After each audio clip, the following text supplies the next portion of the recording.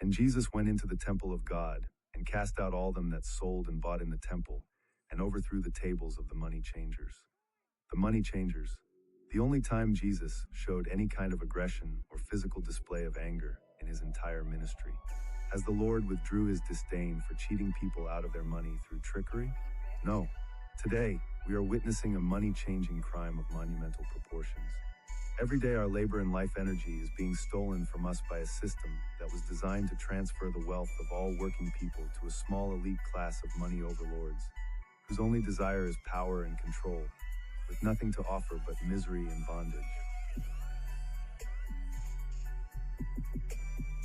The biggest inverse correlation in human history, an epic fail on a monumental scale. The loss of value of the fiat-fed dollar is the worst financial crime ever conceived. Generational wealth stolen in a grand scheme to turn a nation into a land of serfs, where a tiny minority at the top benefit from the labor of millions, with hardly a word of scorn, until now. We are as close to a middle-income revolution as we've ever been. Every unconsidered cost comes at a direct consequence. The ownership concentration keeps getting higher amongst that very few people at the very, very top. We have a name for it. We call it feudalism. They are the dealers. They create the drugs. Wall Street executives privatize all the gains and then socialize the losses. Tens of trillions of dollars are being extracted from the United States of America. And that's why the rich get richer and the poor get poorer. Since 1913 to 2021, the United States dollar has been depreciated 98%, and interest rates have been in between 1 and 21%. Why is it that some people at the top just keep getting richer and richer, and then people in the middle seem to get nowhere? Inflation acts as theft. So if someone has $100,000 in the bank and they're just leaving in a banking institution, they're getting their money stolen by way of inflation. I'm an American. I pay $1,600 for a flat that has no bedroom. That's 2/3 of my income. I'm an American. I work 50 hours a week. I don't have health insurance. I'm an American. I couldn't afford to have a child even if I wanted to. I'm $7,000 in debt. I'm an American. My health is declining because I can't afford Whole Foods because that's too expensive for my life. I am very overqualified for my job, but no one else is hiring. I'm an American. I make my boss hundreds of thousands, if not millions of dollars, while I can barely keep myself alive. I'm an American. I have never been out of the States. I have never been on a vacation. I'm an American. I make $20-some an hour. A livable wage here is like 30-some. Yet I don't qualify for government assistance whatsoever.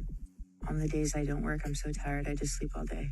In England in 1694, a grand experiment was originated. What if money was converted from something of value to a future obligation, a promise to pay, blessed by the government?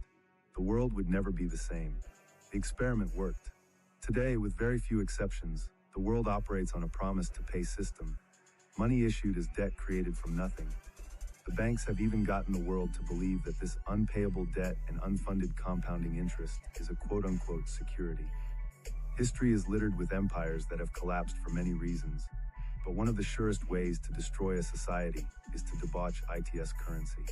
The Federal Reserve dollar has lost 97% of its value since its introduction in 1913. The new USA dividend dollar is a revolution in wealth preservation.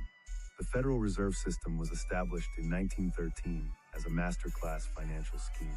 An enigma so diabolical and obscure that for over 100 years, it has foiled any attempt to decipher its dastardly code of destruction.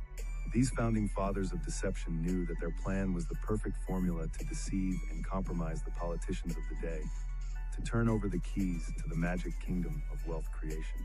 The plan was to create a Ponzi scheme at the highest level, a never-ending cycle of debt and interest to trap the American people into a life of servitude, to take from the government its sacred duty to coin money and regulate the value thereof.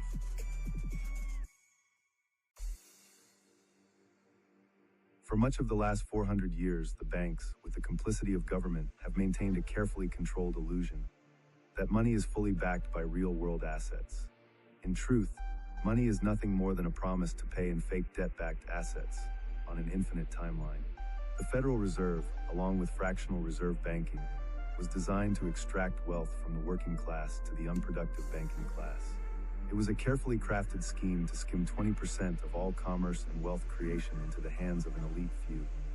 They knew that if successful, America would be trapped in a debt spiral impossible to escape from. The power to create an infinite supply of interest-bearing money from nothing backed by debt means, in theory, that their crime of ever-increasing unpayable debt would never be discovered. Or so they thought. Okay, debt to go to Harvard. Okay, debt to get a house. Okay, debt to own a car. Debt to watch Justin Bieber? Debt to get a chicken sandwich? This is the problem with fiat currency. They print it, it becomes worth less. Our lives suck and get worse. We get in debt, we never escape it. We are slaves to the system, it is our burden to carry. I believe that the banking institutions are more dangerous to our liberties than standing armies. If the American people ever allow private banks to control the issue of their currency, the banks will deprive the people of all their property until their children wake up homeless on the continent their fathers conquered. Thomas Jefferson. How do you destroy the greatest nation ever conceived? You kill incentive by taxing income. Why do you tax income? It's the only way that they can fund a Fed debt money Ponzi scheme. Whether you're working or you've got a business, you're trading a literal giant chunk of your life in exchange for money. And then we use that money to buy food and live. Which is why you have to view every cent the government takes from you in taxes as them literally murdering a portion of you. A 1% tax in exchange for some safety, running water, roads, and firefighters, that's a worthwhile trade. A 4% tax, still a decent trade. But taking 25% of my paycheck, that means the government is literally taking away 19 years of your life. But at a 50% tax rate, the average American lives to 77. That means at 50%, they're robbing you of nearly 4 decades of your life. I only pay like 7% federal income tax and a little bit more for state income tax. Well, I hate to break it to you, but when you add in all the other ways the government gets their grubby little hands on your money, sales tax, property tax, estate tax, capital gains tax, payroll tax, when you account for all those, the median person in America is already paying around 23% in taxes. That's 17 years of your life spent literally slaving away for the government. If you work 8 hours a day at McDonald's or at an office or whatever, every day you spend 2 of those hours working for no money. And if you manage to move up in life and make more money, well, they're just gonna punish you more for doing better. If you manage to start making $200,000 to $300,000 a year, well, they're gonna rob you of 20 to 30 years of your life. If you manage to start making $300,000 to $500,000 a year in a high tax state, well, they're gonna steal around 34 years of your life. And if you get to $500,000 or $1 million a year, well, then the government is murdering half of you. 50% of your lifeblood, of your efforts, of the good you could have done with that money is poof, gone. Here, the average American gets taxed almost the same amount, 23%. And for what? Running out of water to put out the fires in California? Tents for the homeless that cost $30,000 a year? Not helping the victims of the hurricanes, of the toxic railroad disaster? So we can keep sending more money to Ukraine and Israel? While 107,000 people die a year from fentanyl, which is the equivalent of 35 9/11s? Really? That's what we're paying for? Because we're definitely not paying for good roads, safe streets, and well-funded firefighters like people say taxes are for. No, you're paying $25,000 for a drag show seminar for Venezuelan migrants in Ecuador. You're paying $2.3 million to study whether cats prefer Zoom calls over FaceTime. Or $6.9 million for studying smart toilets that recognize your anal prints. Or $1.8 million for a study on the psychological effects of losing at rock, paper, scissors. And many, many, many, many more absurd examples that are now coming out.